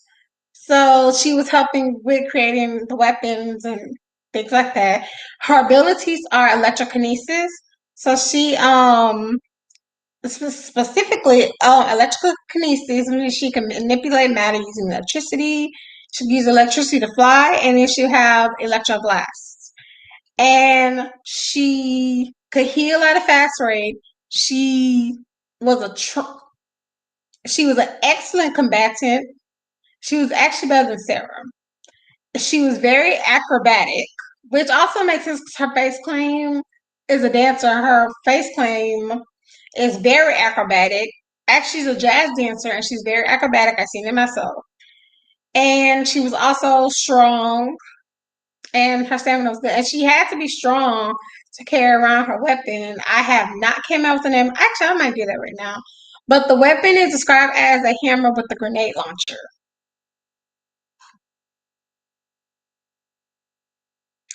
So, but she was inspired by Nora Valkyrie from Ruby. Okay.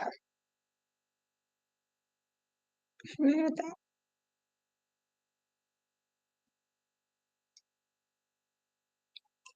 Not Moan and Myrtle. Well, no, she's not like Moan and Myrtle.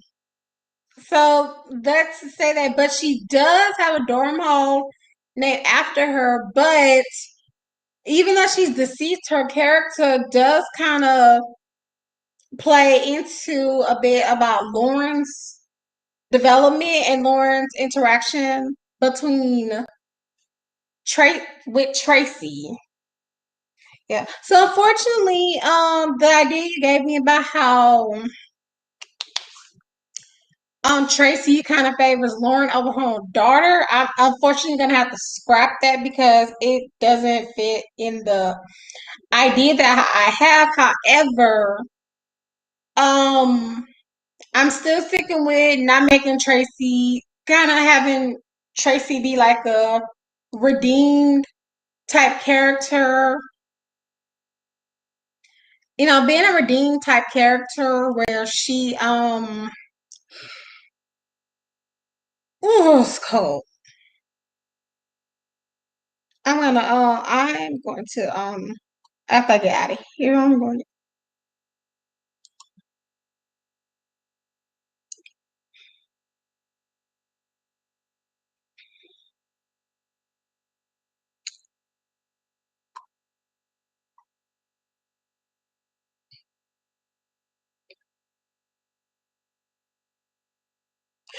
Oh my gosh, this thing is so awesome. I really upset as to why I don't talk about this. I'm gonna tell my friend about this. She might one of my Tumblr buddies is going to love this.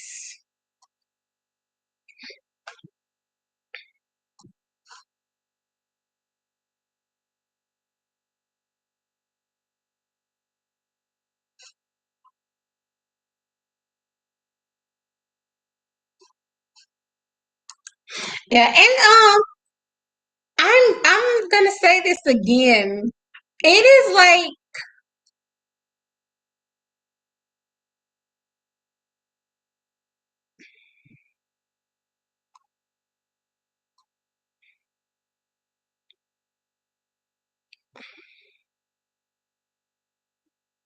oh, this one makes more sense. Yeah, so it's basically no secret that Nora Valkyrie. I'm not saying Nora Valkyrie is my favorite character, but she is one of my favorite characters out there.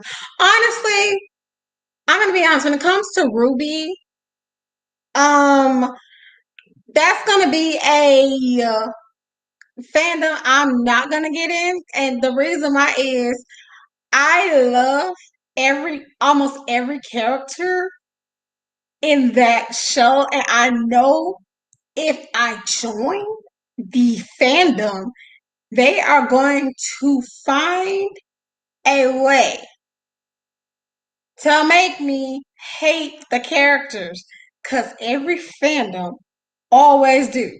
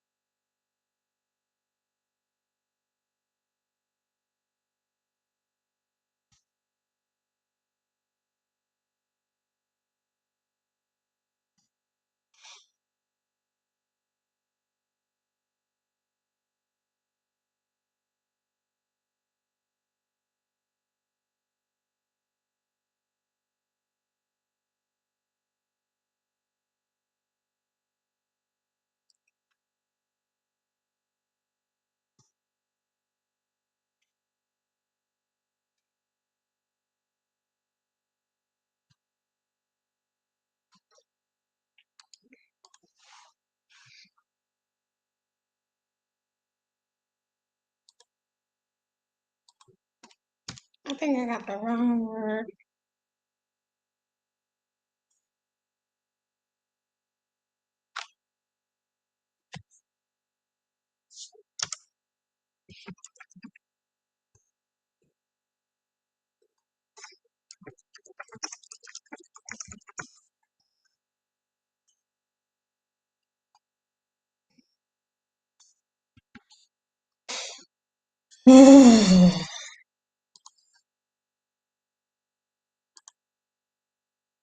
Okay. Let's see.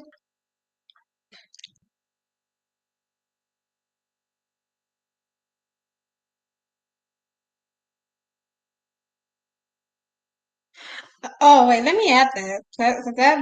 That sounds interesting.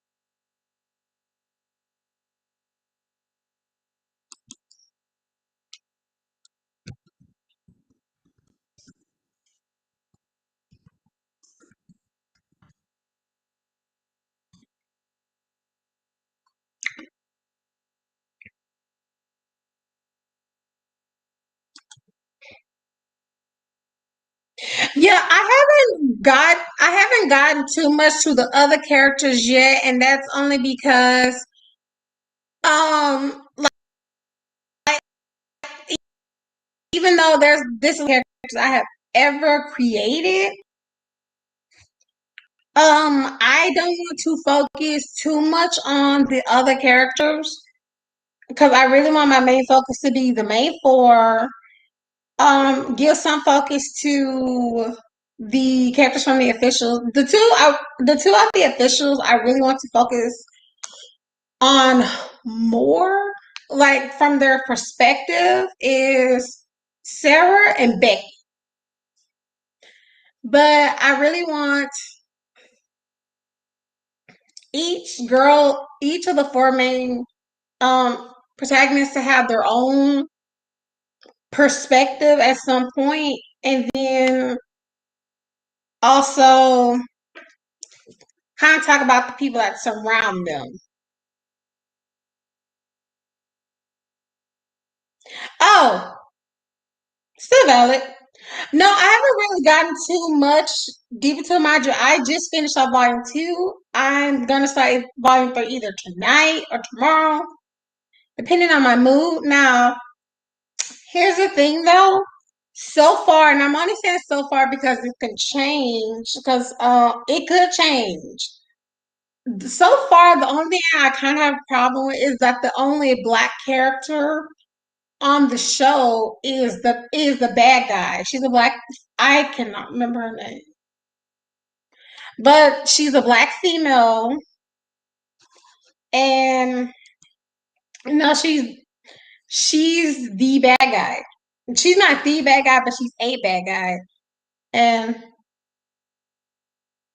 oh my gosh, I'm so sorry. I just now realized I have viewers on YouTube. Hey guys, I hope I didn't make I feel ignored.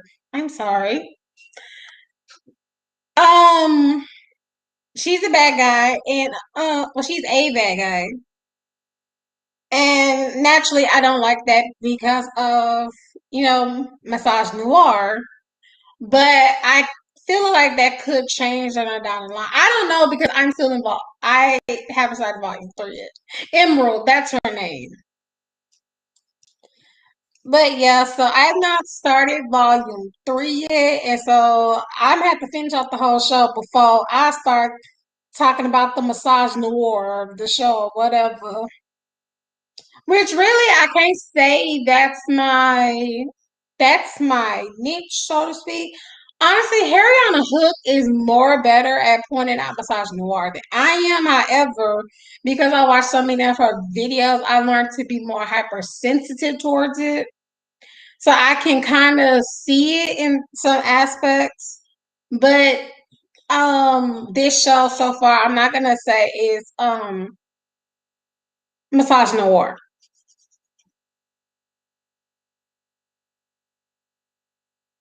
I'm only saying so far because I'm only in volume 3, so I said it could change. Like I'm guessing either Emerald could possibly have like a redemption arc, or she or they gonna bring in another black character who's a good. I don't know. And please don't spoil it for me.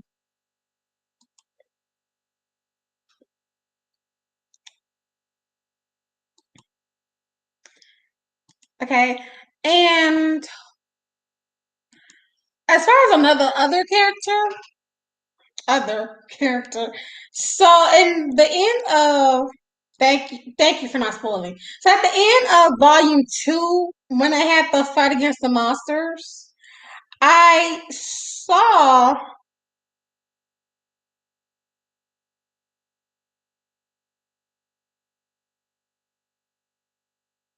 yeah, I saw there was this one girl who I just thought she was kind of cool. And it's like if I have the space, I think I'm kind of gonna name. I she put a character idea in my head. I'm actually gonna write it down. But she comes out to me as cool, but she just came out of nowhere, and she was just like she walked up to the monster. She was like, "You destroyed my favorite clothing store, so now you have to die." Hammer smash in the head.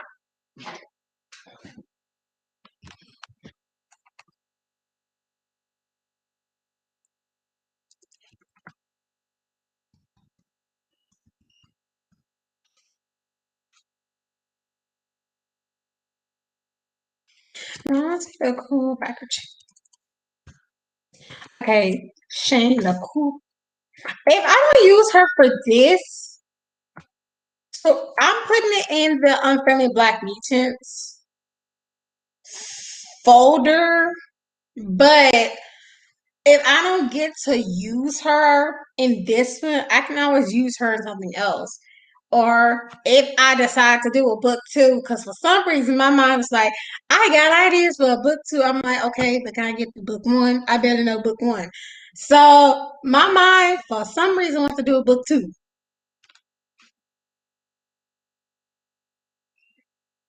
Ash.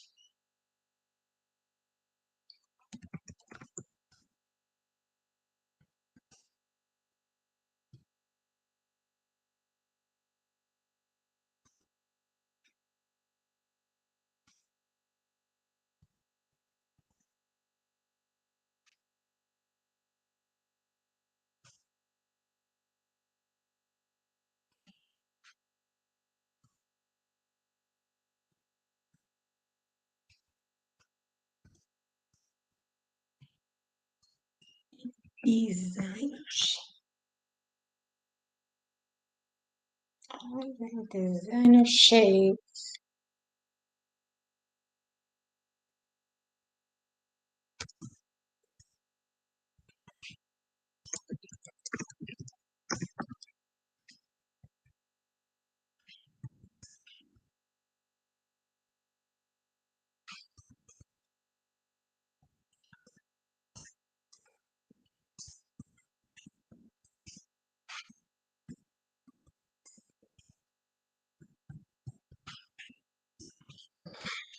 Okay. I like to think I have the culinary offer because I'm hungry. Okay, so if this counts as a writing tip, I'm gonna say it. Don't write on an empty stomach.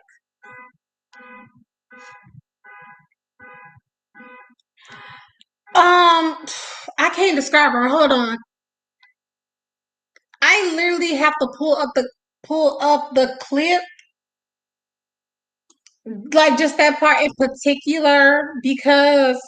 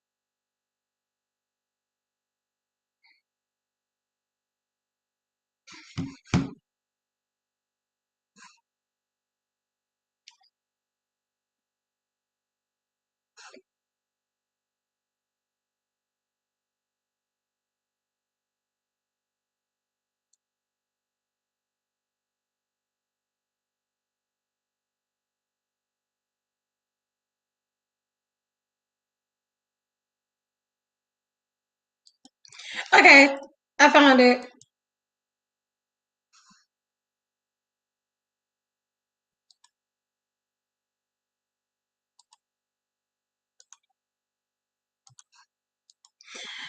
Okay, I got my Bluetooth in, so you want.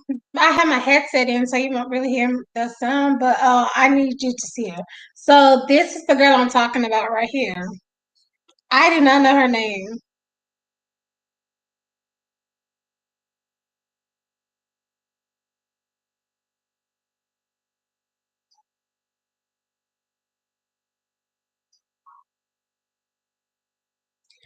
Okay, so she just did that. The monster, whatever them things are called. I call them monsters because I don't know what else they're called. I'm not even kidding.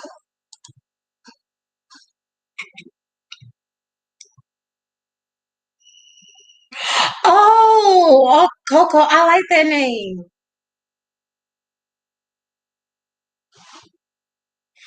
Yeah,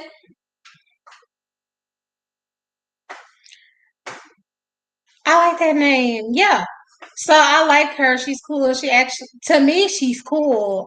And she actually inspired a character who, if I don't get to put her in this, I just, the thing Shane, the name Shane came to my head because for some reason I always picture, uh, I've always had this idea for a character named Shane. I think it actually came from watching Wreck-It Ralph 2, who's kind of, I guess you could say, cool.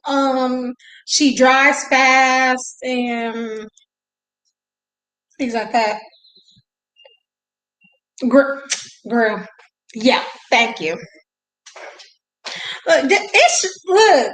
I'm really exposed to how much I pay attention to this show, and it's not that I Velvet. I'm be honest. I probably did and don't even know because apparently I'm not paying that much attention.